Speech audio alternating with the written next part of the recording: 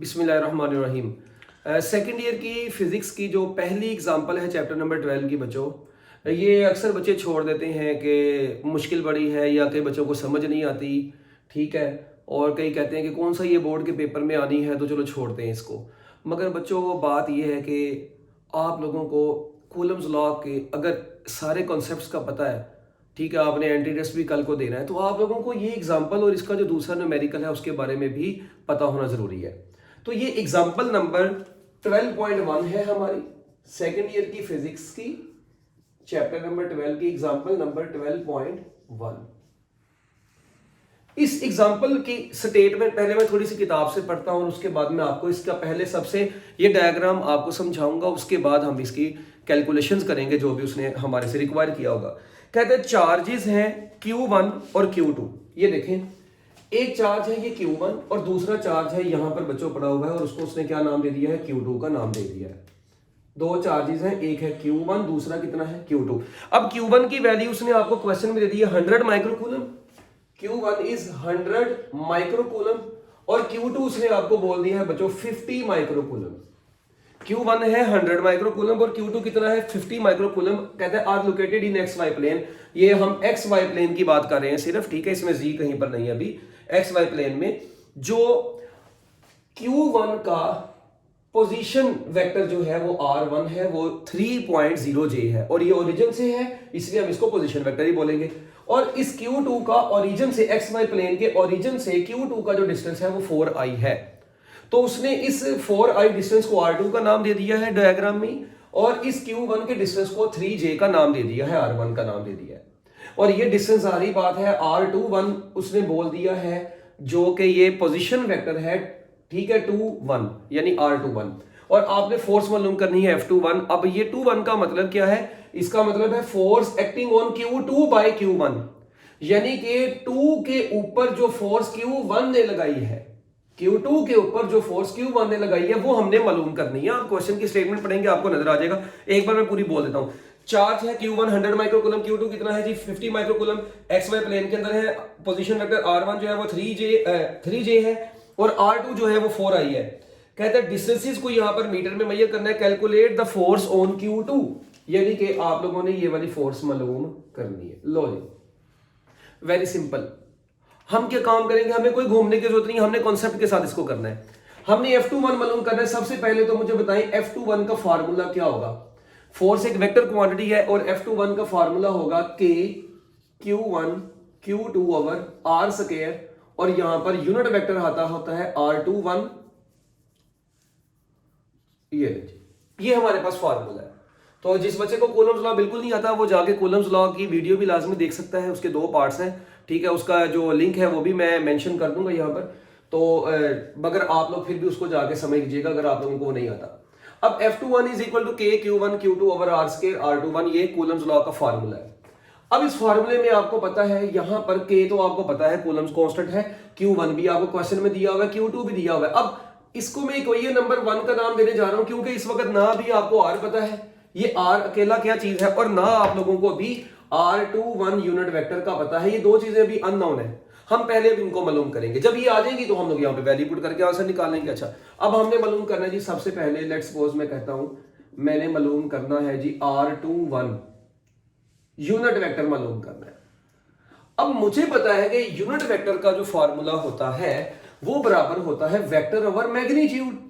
तो unit vector का formula हो गया वेक्टर डिवाइडेड बाय मैग्नीट्यूड और मैग्नीट्यूड किसकी, R21 की ही मैग्नीट्यूड होगी।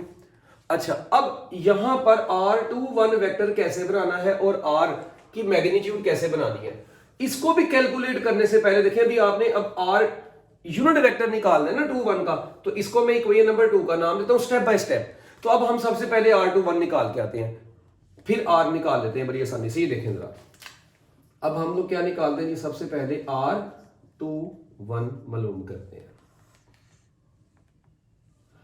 हाँ जी, R21 किसके बराबर होगा, जाहिर बात है ये वाला वेक्टर है, ये वेक्टर है यहां से यहां तक, ये हेड है।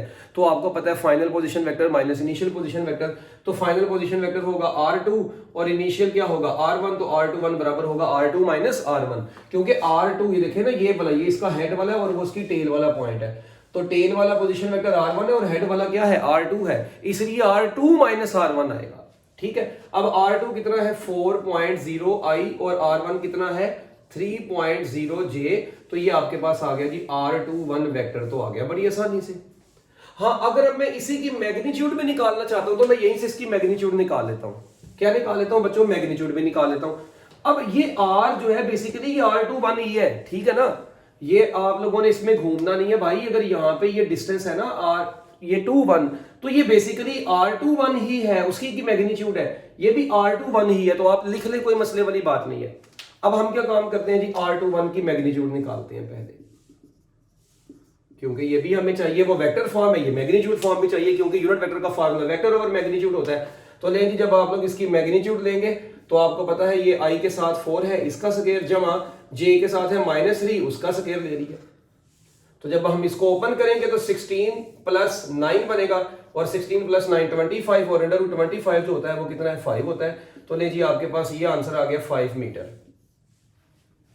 अब आप लोग जरा गौर से देखें, आपके पास बेसिकली R21 भी आ गया है, ठीक है, और यूनिट वेक्टर भी उसका आ गया है। तो अब इन दोनों को अगर पुट कर देंगे 2 में, इक्वेशन नंबर 2 विल बिकम, तो बच्चों इक्वेशन नंबर 2 अब क्या बन गई है, यहां से यूनिट वेक्टर आ गया हमारे पास, हाँ जी R21 आया है 4i - 3j, और उसकी मैग्नीट्यूड कितनी आई है 5 आई है। और यूनिट वेक्टर का कोई यूनिट नहीं होता, ये बस आपके पास R21 यूनिट वेक्टर आ गया। यूनिट वेक्टर का कोई यूनिट नहीं होता, क्योंकि ये दो सेम चीजों की तो रेशो है, ऊपर जिस चीज का वेक्टर है उसी चीज की मैग्नीट्यूड है, तो यूनिट सेम है तो रेशो कट गया वो। अच्छा जी, अब इसको कहां पर पुट कर देना है जी, put in equation number 1, very simple. जब मैं इसको इक्वेशन नंबर 1 में पुट करूंगा तो F21 बराबर आ जाएगा, हाँ जी, k की जगह पर 9 × 10⁻⁹, Q1 है हमारे पास 100 × 10⁻⁻6, Q2 है 50 × 10⁻⁻6, और नीचे अब R21 की बेसिकली मैग्नीट्यूड का स्क्वायर है, यानी 5 का स्क्वायर आ गया, और यहां पर यूनिट वेक्टर आना है, और वो यूनिट वेक्टर है 4i - 3j डिवाइडेड बाय 5, ये नहीं, ये आ गया। अब आप लोगों ने इसको बच्चों कैलकुलेट करना है थोड़ा सा। जब आप लोग इसको कैलकुलेटर के ऊपर कैलकुलेट करेंगे तो इसका तरीकाकार ये है कि आप इधर देखें, ये 4i - 3j को वैसे ही रहने दें, ये 5 का स्क्वायर और इस 5 से मिलके कितना हो जाना इसमें, ये देखें, अगर मैं इसको कैलकुलेट करूं तो ये तकरीबन बनेगा, ऊपर बन जाएगा 900, लेट्स सपोज इन दोनों को मल्टीप्लाई कराते हैं, × 10⁻⁹ -6, फिर ये 50 × 10⁻⁻6 वैसे ही रहने दें, नीचे आ गया 5 का क्यूब लिख देते हैं, क्योंकि ये स्क्वायर है, ये एक अकेला 5 है, तो हम यहाँ पे क्यूब लिख देते हैं, और साथ में आ गया 4i - 3j। अब जब आप इस सारी चीज को बच्चों कैलकुलेट कर लेते हैं ना, तो इसको कैलकुलेट करने के बाद मैं आंसर लिख रहा हूं, ये आप लोगों का जो आंसर आना है 0.360 आएगा, ये पूरी चीज का आंसर आएगा 0.360, 4i - 3j वैसे ही। अब हम इनको अंदर मल्टीप्लाई, इस 0.306 को, इसको ये है ना, ठीक है, 0.360 को जब मल्टीप्लाई करवाएंगे तो बच्चों हमारे पास F21 बराबर आ जाएगा 1.44i -